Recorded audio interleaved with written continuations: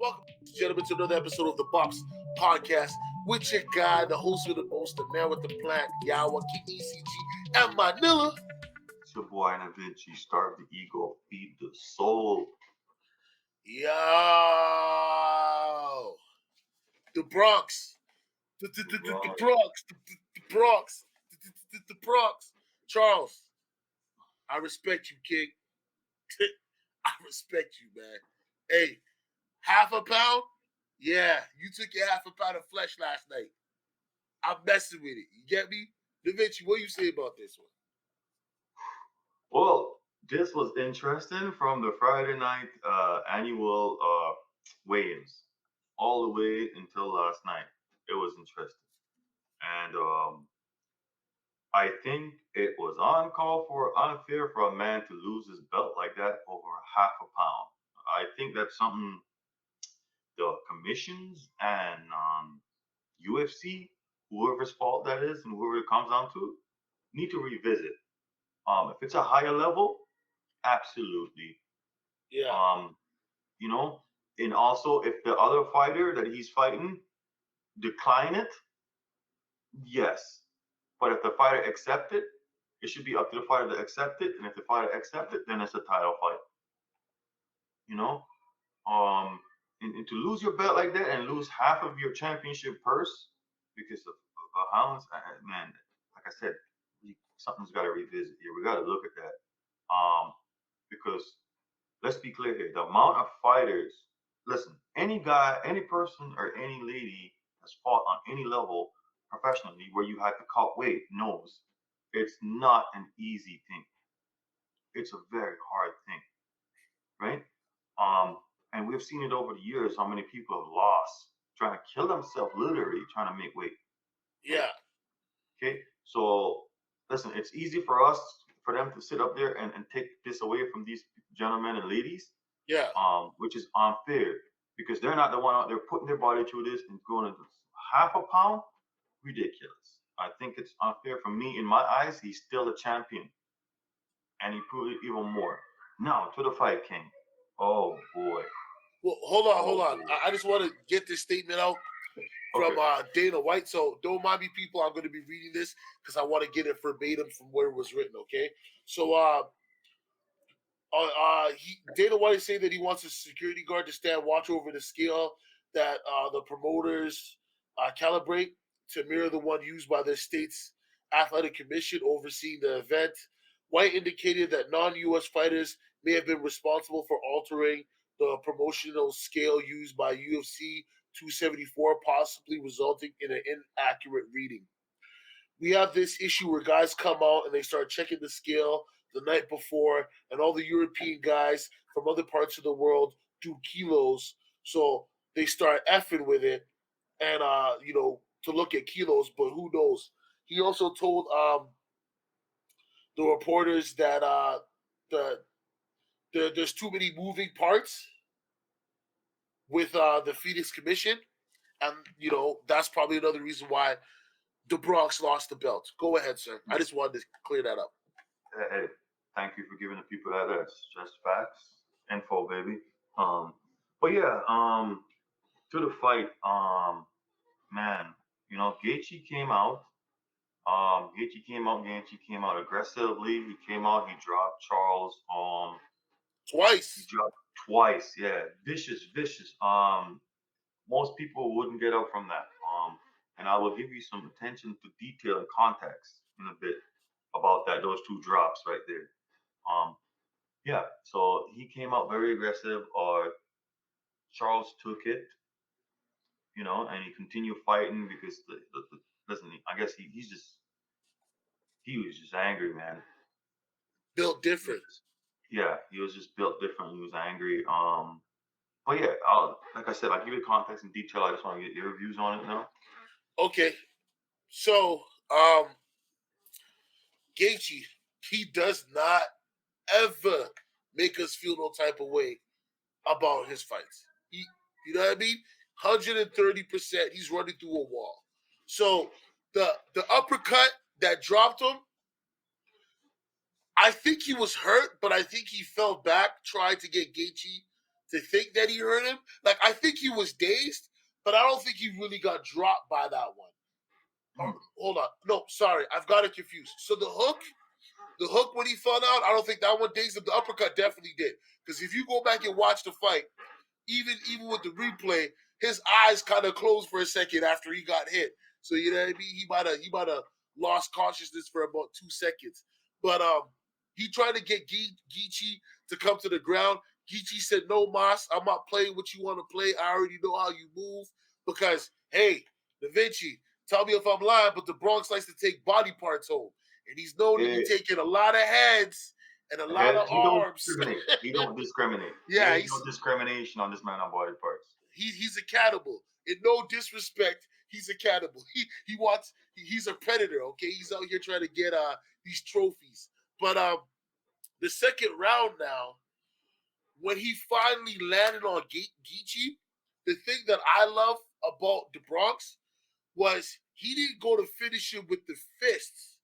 He went right away to grapple him and control him and end the fight. They both were cut, but you know what I mean? Charles the Bronx, like you said, probably was really angry and said, "You know what? I want to take somebody head home and ask Dana, is this your king?" You know what I mean?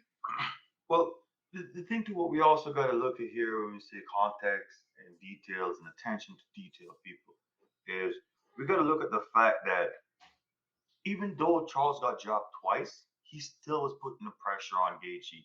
He made Yeah. Gaethje sloppy at times. You saw Gaethje swinging and just falling on the floor. He made it, and he was in the pocket with JC. He was in the clinch with JC, and he was throwing knees and knees and knees to the body. You Oh know, yeah. and JC Gaethje messed his leg up. Like two of those leg kicks from Gaethje, you had Charles like, ah, you Yeah. know. But then Charles the Bronx is something else, man. He got back on it. Now, when I said I was gonna give you attention to detail, if you were MMA fans and you were fans of Charles, you will watch this. You know what I'm talking about. Charles has a defense here when he gets dropped or he gets rocked for him to recover because of how high class skilled he is in this area. When Charles get rocked, or listen, let me reverse it. Most people get rocked, the other fighter gonna pounce on him. Yep. When Charles get rocked, no one pounces on him.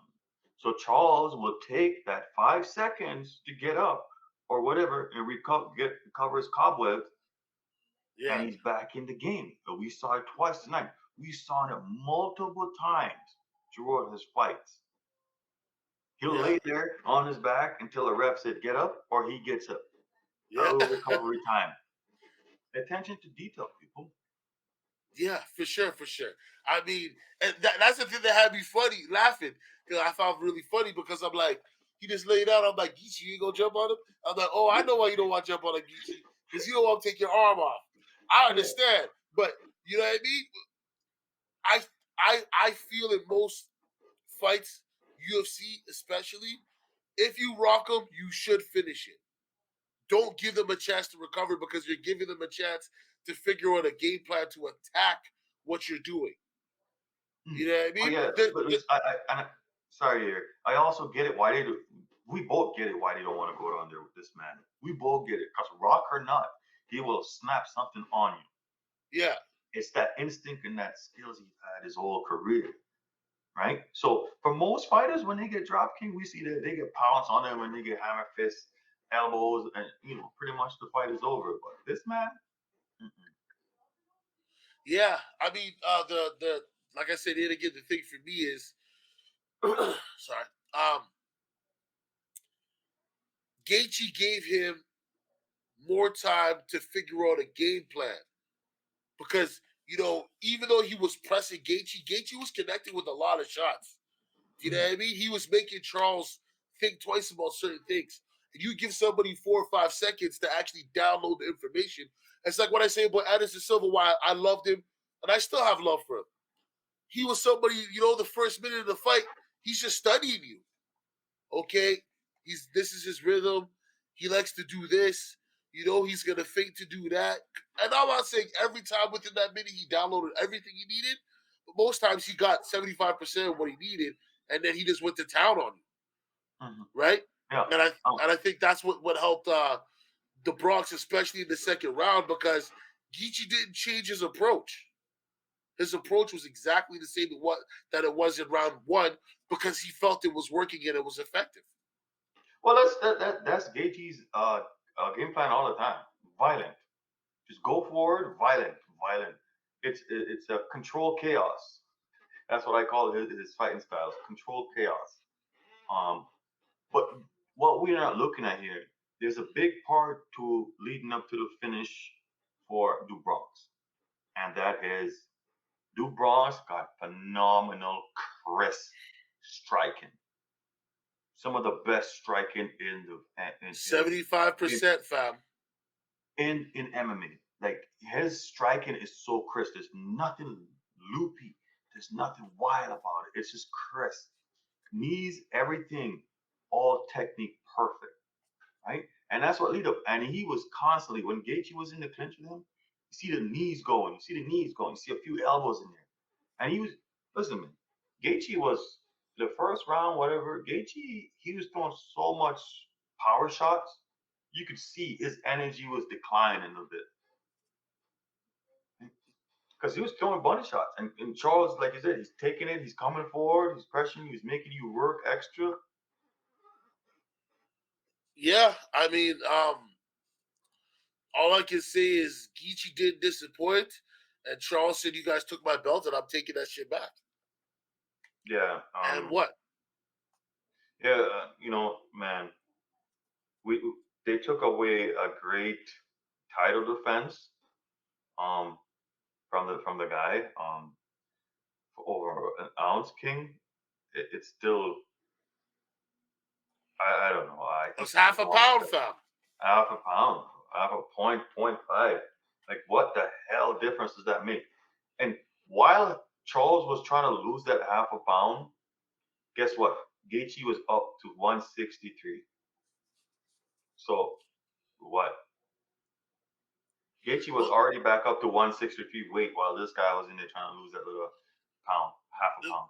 here's the thing I don't understand, though, right? We all know that they weighed 163, 135, whatever it is. And the next day of the fight, they're up 10 pounds. No, that's what I'm Why talking about. why No, does that's it what I'm matter talking. so much if he was 4 pounds over? Okay. Half a pound, bro?